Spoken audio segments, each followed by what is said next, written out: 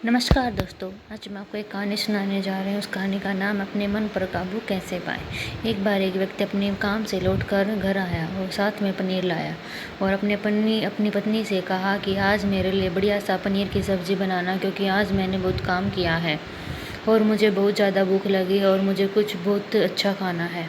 उसकी पत्नी कमरे से बाहर आई और पनीर लिया और कहा कि बिल्कुल, आप हाथ पैर धोकर तैयार हो जाइए, मैं आपके लिए बहुत ही स्वादिष्ट खाना बनाती हूँ। वो व्यक्ति फ्रेश हो गया और टीवी देखने लगा और इंतज़ार करने लगा सब्ज़ी बनने का, ताकि वो उसे कह सके किचन से बहुत अच्छी खुशबू आ रही है। व्यक्ति बस सोच रहा था कि जल्दी खाना बन जाए ताकि मैं अपनी भूख मिटा सकूँ।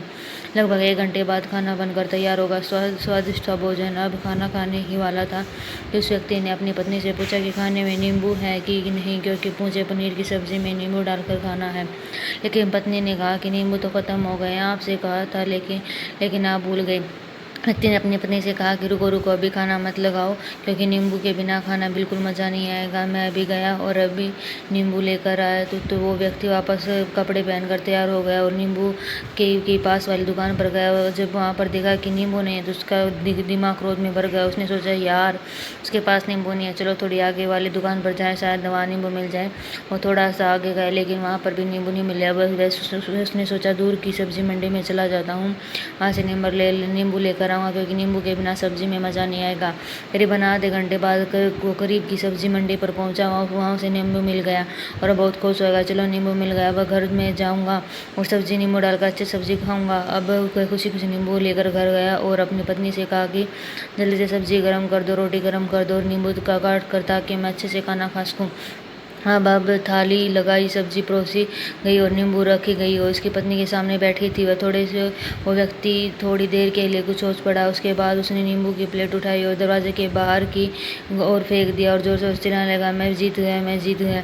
पत्नी यह देखकर घबरा गई और कही कि पागल तो नहीं हो गए, इन्होंने इस सारे के सारे नींबू दरवाजे के बाहर फेंक दिए। और क्यों फेंक दिए? उस पत्नी ने उस व्यक्ति को चिल्लाया और कहा कि आप पागल हो गए हैं, अभी तो इतनी देर तक नींबू के बारे में पूछ रहे थे और अभी नींबू घर से पर ले आए और खाना बैठ गया, अब इतनी नींबू को दरवाजे से बाहर फेंक दे, चिल्ला रहे हो कि मैं जीत गया, मैं जीत गया। पत्नी पूछी, आप किस में जीत गए हो, क्या हुआ? अब व्यक्ति खुशी खुशी बैठकर अपनी पत्नी से कहा, आप भी बैठो, ध्यान रखो, बताता हूँ क्या हुआ। आज सुबह से ही मेरी जीत मुझे अपने बस में करने की कोशिश कर रही थी। जब मैंने बहुत काम कर लिया तो मुझे बहुत तेज़ भूख थी। जब मैं घर आया तो उसने मुझे बहुत स्वादिष्ट सब्जी बनाई, उसकी खुशबू मेरी नाक में गई। फिर भी मेरी जीभ ने कहा कि इसमें अब नींबू चाहिए। मैं पास वाली दुकान पर गया लेकिन वहाँ नींबू नहीं मिले। थोड़ी दूर चला गया, वहाँ भी नींबू नहीं मिले। मुझे उसने और दूर ले गई और मैं उसके बस में आ गया। जैसे ही कहती है वैसा ही करता गया। अब मैं वैसा करता गया जैसे मुझे करवाती है, लेकिन अंत में मैंने विजय प्राप्त कर ली।